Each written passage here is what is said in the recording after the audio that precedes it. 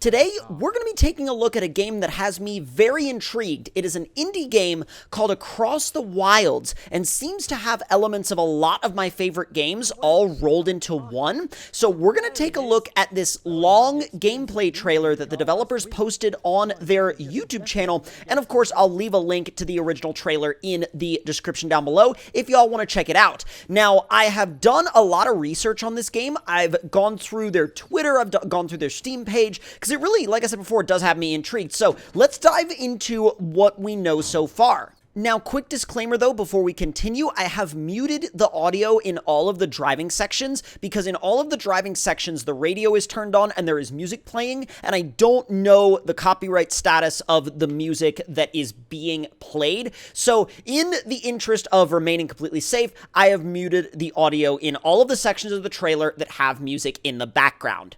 So what is this game? Well, from everything that I've been able to sort of dig up about it, there is no currently set release date. On Steam, it just says coming soon. But what it is it's supposed to be a open world, indie, driving-based survival game where you can also get out of your vehicle, walk around the world, and engage with people, places, things, animals throughout the world itself. It's supposed to be a living and breathing, very alive feeling world, which I think is a really good thing considering what this genre usually goes for. It's either, you go for a very character-based survival feel, or you go for more of a driving-based feel. Now, this is one of those areas where you can tell how in development the game is, because some of the dialogue just doesn't really make sense, and some of it feels a little bit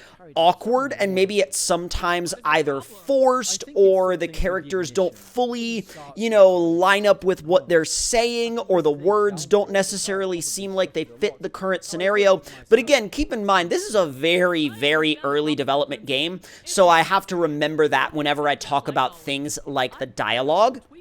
Now, approaching the shop here, this is where you'll be able to, at least it seems, both customize and repair your vehicle. Now, there's a lot in here, and as you can see, it says grocery store up top, but you can see you have access to things like bumpers, wheels, tires, all of that sort of stuff. So I'm sure where it says grocery store will probably be changed to, vehicle parts or parts shop a little bit later on. But even in this very early development state, the game has me really excited, because it takes elements of games that I really enjoy, like SnowRunner, for example, where you're driving around the map, kind of picking up and delivering boxes, packages, fuel, this, that, and the other.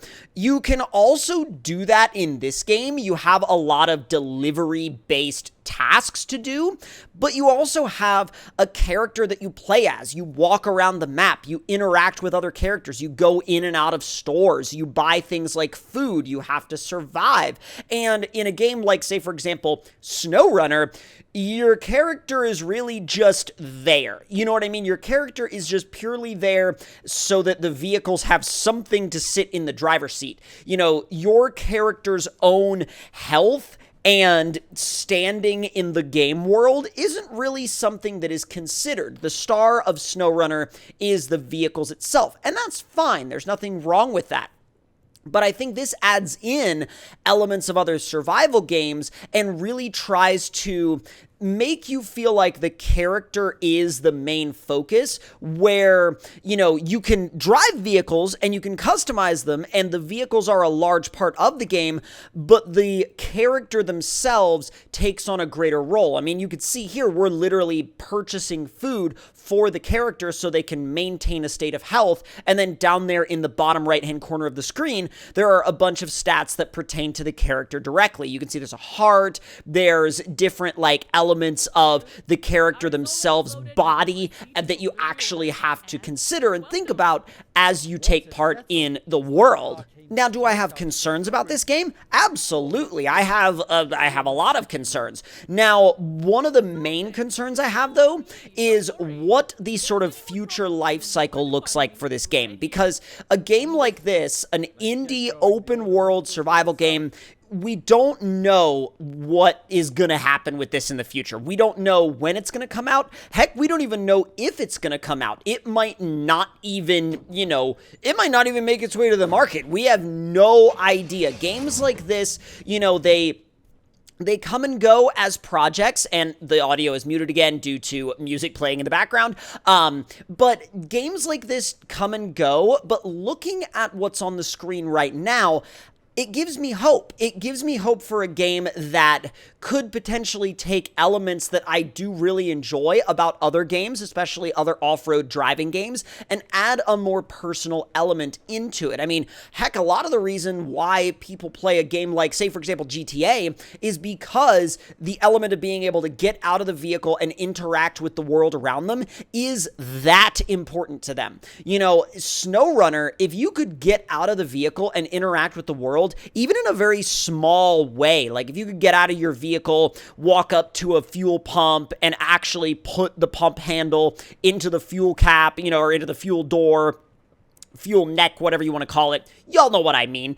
That would add so much to the actual immersion factor of the game. And I think that even if your game is primarily focused around driving, being able to interact with other characters in the world, being able to get out of the vehicle, walk around and touch and feel and interact with the world itself brings so much more into that experience. And I think it draws you into that experience a lot more. Now, I'm sure that the heads-up display we're seeing on screen right now is not final, and I'm sure it's probably, experimental development as well, because we have, you could see all-wheel drive, differential, handbrake, you have a fuel meter, you have different elements of vehicle health down there on the bottom left, like, for example, tires, engine, transmission, suspension, and a lot of those elements, they look a little similar to SnowRunner. I'm not gonna lie. They definitely took some, let's say, inspiration from the Runner series with that. But it also doesn't look like they're doing any kind of terrain deformation or anything like that. So I don't think it's gonna go full in depth on like